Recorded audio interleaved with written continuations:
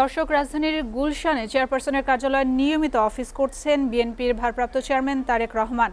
নির্বাচনী দলীয় কর্মকাণ্ড পরিচালনার পাশাপাশি নেতাকর্মীদের সঙ্গে ধারাবাহিক মতবিনিময় করছেন তিনি। এদিকে শোকের সময়ে যারা পাশে ছিলেন সবার প্রতি কৃতজ্ঞতা প্রকাশ করেছেন বিএনপি ভারপ্রাপ্ত চেয়ারম্যান তারেক রহমান।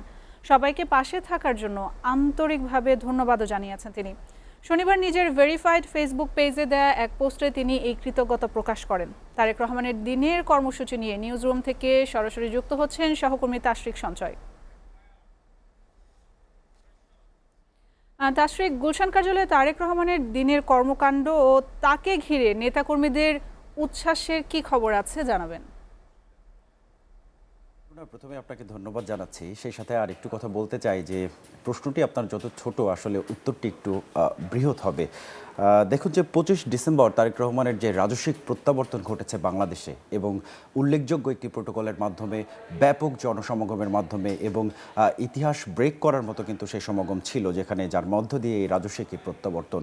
এরপর কিন্তু আমরা দেখেছি যে 25 তারিখের পর তার প্রত্যাবর্তনের পর 28 ডিসেম্বর তিনি কিন্তু চেয়ারপারসনের যে গুলশান কার্যালয়, অর্থাৎ তারেক রহমানের মা দলটির বিএনপির চেয়ারপারসন, প্রয়াত চেয়ারপারসন বেগম খালেদা জিয়া, তার যে গুলশান কার্যালয়, সেখানে কিন্তু তারেক রহমান দাপ্তরিক কার্যক্রমে অংশ নিয়েছেন। এবং সেদিনই আমরা সেই কার্যালয়ে উপস্থিত হয়ে দেখেছি তিনি কিন্তু দলের জ্যেষ্ঠ নেতাদের সাথে নিয়ে সাংগঠনিক যে দাপ্তরিক কার্যক্রম, তাতে কিন্তু তিনি নিজেকে নিয়োজিত করেছেন।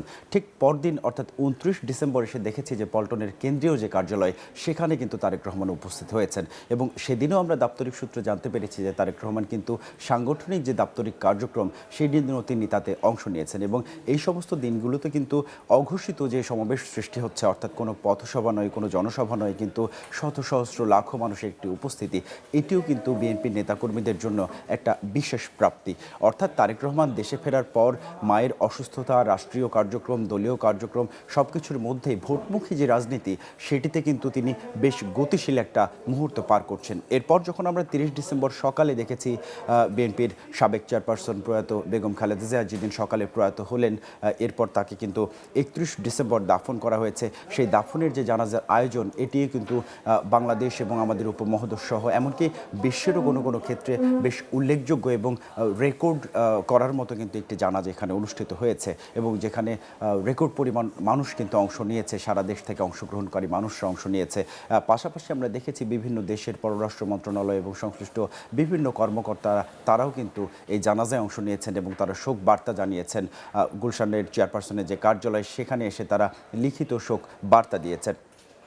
1 জানুয়ারি থেকে যেই কবরস্থান, অর্থাৎ শহীদ প্রেসিডেন্ট মেজর জিয়াউর রহমান এবং খালেদা জিয়াকে জিয়া উদ্যানের যেই সমাধি কমপ্লেক্সে দাফন করা হয়েছে, সেটি কিন্তু উন্মুক্ত করে দেওয়া হয়েছে জনসাধারণের জন্য। এবং সেখানেও আমরা প্রতিদিনই লাখো লাখো মানুষ সেখানে কিন্তু আসতে আমরা দেখেছি, নিশ্চয়ই খবরের মাধ্যমে দর্শকরা এই খবরগুলো জেনেছে।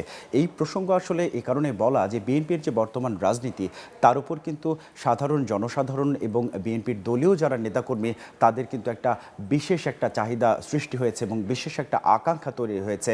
এবং তারা নতুন যারা প্রজন্ম রয়েছেন বিএনপির সংশ্লিষ্ট রাজনীতিতে, তারা এটিকে মনে করছেন নতুন ধারার একটি রাজনীতি। যদিও জ্যেষ্ঠ যারা রয়েছেন, অর্থাৎ মেজর জিয়াউর রহমানের সময় থেকে খালেদা জিয়ার হাত ধরে তারেক রহমান পর্যন্ত যারা রাজনীতিতে অংশ নিয়েছেন, তারা কিন্তু এটিকে মনে করছেন যে এটি আসলে বিএনপির মূল ধারা। দেশব্যাপী ইতিমধ্যেই কিন্তু তারেক রহমান একটি প্রশিক্ষণ কর্মশালাও করছেন, অর্থাৎ জাতীয়তাবাদী দলের রাজনীতিতে যারা তরুণরা রয়েছে, তারা কিন্তু তাদেরকে তৈরি করার জন্য তারেক রহমানের একটি কিন্তু মুভমেন্ট লক্ষ্য করা যাচ্ছে। অর্থাৎ আগামী নির্বাচনের পাশাপাশি তিনি কিন্তু বিএনপির দলীয় যেই প্রস্তুতি, সেটি কিন্তু সুসংগঠিত করার জন্য কাজ করছেন। ক্ষমতার বাইরে থেকে এবং দেশের বাইরে থেকে তারেক রহমান এই বৃহত্তম একটি দলকে রাজনৈতিকভাবে যেভাবে নির্দেশনা দিয়েছেন, এবং আওয়ামী লীগের সময়ও আমরা দেখেছি কিন্তু পুলিশ প্রশাসনের কড়া নজরদারির মধ্যেও বেশ কিছু তারা কার্যক্রম এবং বিভিন্ন রাজনৈতিক কর্মসূচি, এমনকি অবরোধ কর্মসূচির মতো কর্মসূচি, হরতাল কর্মসূচির মতো কর্মসূচি তারা কিন্তু বাস্তবায়ন করেছে। এবং সেটি কিন্তু সম্ভব হয়েছে বিচক্ষণ এবং দক্ষ রাজনৈতিক নেতৃত্বের কারণেই। যারা বিএনপি দলীয় নেতাকর্মী রয়েছে, তারা এটি বলছে। পাশাপাশি আমরা জানতে পেরেছি যে রাজনৈতিক বিশ্লেষকরা যেটি মনে করছেন যে বর্তমান বাংলাদেশে তারেক রহমানকে আগামী রাজনীতিতে বেশ কিছু চ্যালেঞ্জেরও মোকাবেলা করতে হবে। সে সকল কারণে হয়তো তার দৈনন্দিন কার্যক্রমে খুব সম্ভবত তাকে বাড়তি চাপও নিতে হবে বলে সবাই মনে করছেন। আলফি, আপনার প্রশ্নটি ছিল আসলে যেখানে তাদের সমাধি রয়েছে, সেখানে আমরা কি দেখছি এবং তারেক রহমানের দৈনন্দিন যে কার্যক্রম, অর্থাৎ বলা চলে যে সারা দেশের মানুষের একটি ফোকাস কিন্তু এখন সেই সমাধিস্থলে, সেখানে দোয়া কামনা করছেন এবং বেগম খালেদা জিয়ার যে ত্যাগ তিতিক্ষা, জিয়াউর রহমানের যে বিএনপি প্রতিষ্ঠা সহ বহুদলীয় গণতন্ত্র প্রতিষ্ঠায় যে অংশগ্রহণ, সেগুলো তারা স্মরণ করছেন। পাশাপাশি তারেক রহমানের যে রাজনৈতিক নেতৃত্ব এবং তিনি গণমানুষের নেতা হয়ে উঠছেন, এটি কিন্তু বিএনপির নেতাকর্মীরা বলছেন। আলফিরুনা, নিশ্চয়ই আপনি যা জানতে চেয়েছেন পেয়েছেন বার্তা কক্ষ থেকে। রাষ্ট্রিক, আপনাকে ধন্যবাদ।